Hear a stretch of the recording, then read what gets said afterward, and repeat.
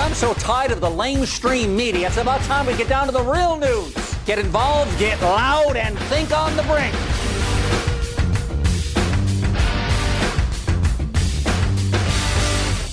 Well, how can you lose everything in life and come back? It's certainly a question that's very appropriate today in 2012. As you look at society today and you see so many that are suffering through one of the worst recessions in our life, of course, joblessness numbers that are spiraling through the roof, and so many things that are wrong. And we're all scrambling, it seems, and I've got a very interesting show for you today. I think you're going to enjoy it. It's Malcolm Out Loud. Welcome to the show here.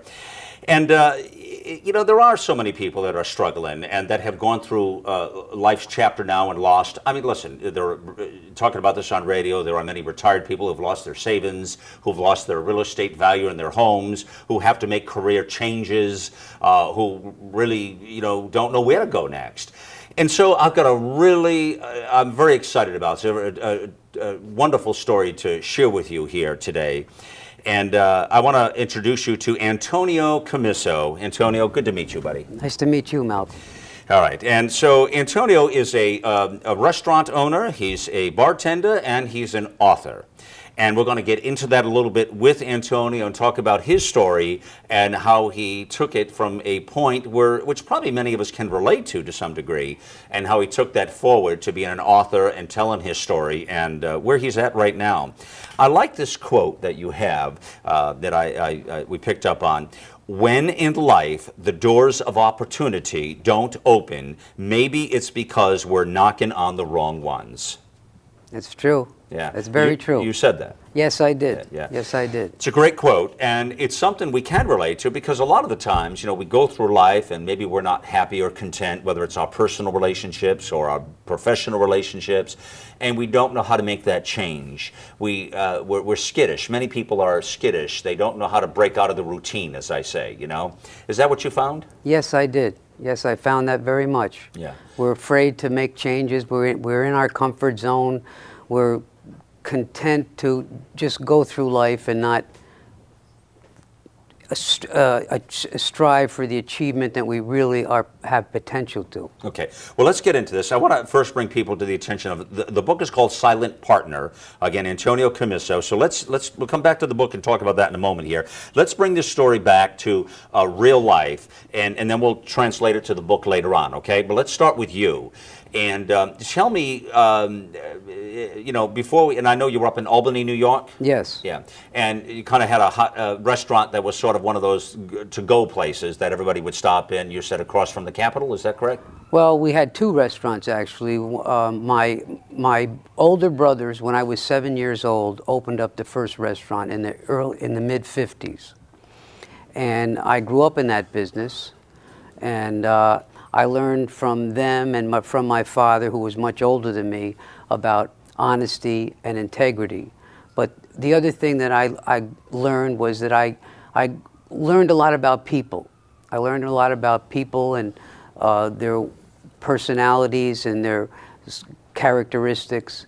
And then we opened a second restaurant across from the Capitol building, and we were involved with a lot of politicians and a lot of high-ranking officials. So in your journey through the restaurant business, I mean, you're right. You learn everyday life. It's almost like being a psychologist, I would imagine, huh? Yes. All right. Tell me let's bring it back quickly, and we'll get back to as a young person. What's different about you as a young person? Bring me forward, please, in your life. Well, my mother and father were married in Italy in the early 20s, and they had 3 children. One born in 1925, one born in 1927, and one born in 1929. And my father, who had already been in America from 1913, decided that the future was no longer in Italy in those days. It was in America, like a lot of immigrants. And so he left my mother in 1929 with my 2 brothers and my sister, and he came back to America hoping that in a couple years he could save enough money to bring them over. Well, the bottom line was the Depression hit and the war hit, and my father left them in 1929 and never saw them again until 1948. Wow. And so in 1949, I had they had another child, which is my sister, and then I was the last one born. So almost 20 years. 20 years they were separated. My mother and father were apart. Wow. Were they still married? Yes. Just separated? Just separated from the ocean, the Atlantic Ocean. And he was here and she was back there? Correct. I see. And they agreed with that? That was just... Well, that's the way you did it in those days. Whatever it had, you had to do what you had to do. Stuck together. Okay, all right. All right, so bringing it forward now, as you get into the restaurant business, bring me forward again into your life and to the point where you got to writing this book and why. Well, like I said, I grew up in the restaurant business. From the time I was 7 years old, I was inducted into it because my family was in it. And isn't that funny? I just want to stop you there a moment. Many times we do things not by choice, but because it's there in front of us, right? Correct. Yeah, that's wild. Okay. Correct. So my options, as I grew up, I kind of settled into the fact that this was going to be my destiny. I was going to be a restaurateur. And so I thought, well, if this is what I'm going to be, I'm going to try to do it the best I can. And I decided I wanted to branch out on my own. And so in 1979, we opened up a second restaurant. And it was successful for a while. And then, personal problems happened. My marriage failed. And one of my partners, which was one of my older brothers, was in bad health. And for different reasons, we were forced to sell. And so at midlife, I was at a crossroads where I thought that my life had been planned for me and everything was set, and now all of a sudden I got thrown a sucker punch and I was at my mid-40s and not knowing where to go. Right. And so what year was that roughly? That was 1994. Okay. All right. So this was 1994. And so you're at this point now where you have personal changes, you have professional changes, right? Yes. Yeah. What happens next? Well, I was afraid. I was scared. Because I didn't know what to do. I didn't know where to go or what to do, or should I get a job? Should I try to open up another business? And I was very confused. And so I thought to myself, well, if I'm going to start over, I think I'm going to start over and go somewhere where I didn't know anyone and no one knew me.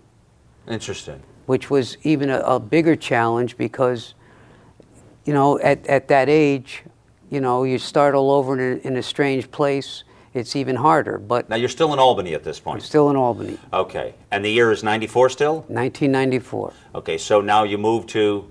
I moved to Southwest Florida. Okay.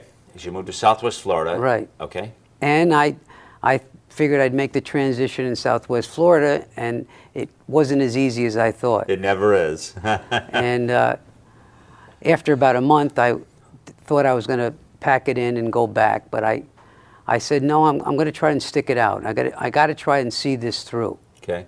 And so I stayed there, and I finally got a job, a low-level job working in a hotel. And one thing led to another, and doors started opening, and I started seeing my way a little bit. There was the light was coming through the tunnel, and I started getting comfortable and finding out that I could make a niche and start all over and be comfortable in this setting. Okay, let's hold it there a moment to see what really happened, because there's some interesting twist to this here.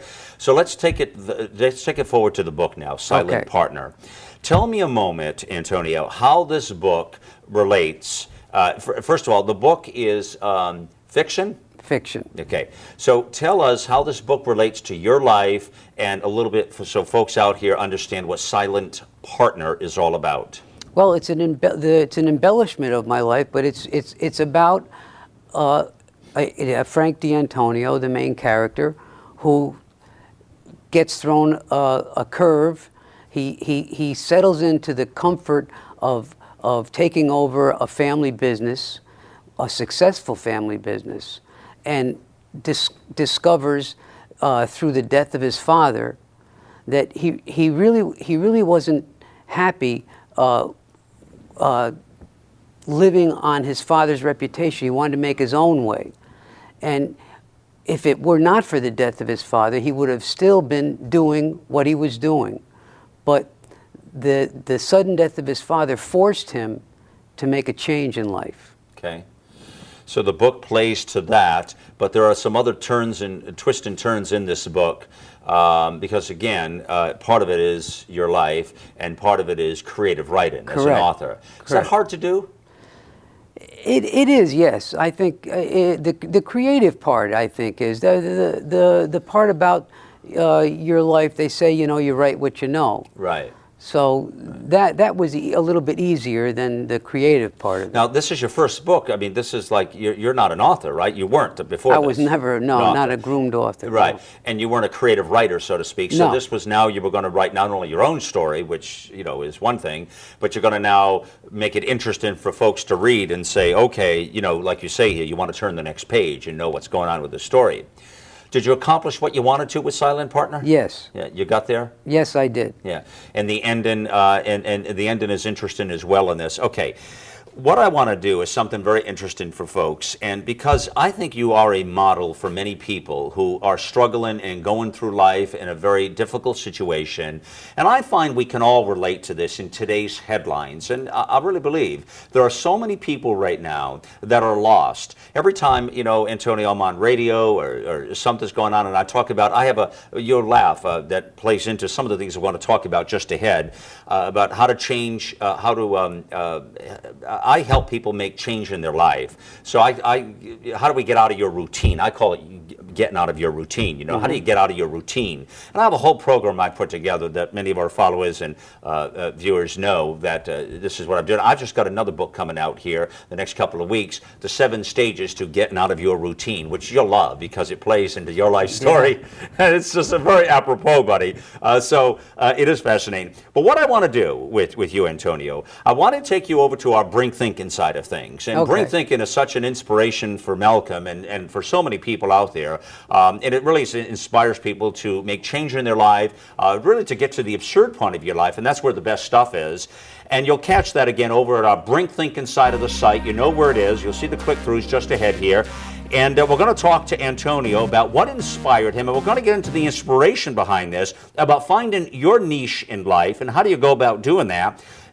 Helping you so that you're not afraid to make change, of course, and that don't be content, how to get out of your comfort zone. It ought to be an interesting chat because you know my view on these things. And now we'll see what Antonio did and what the end of his story is and how he can inspire people through his writings now as an author. I find it quite fascinating myself again.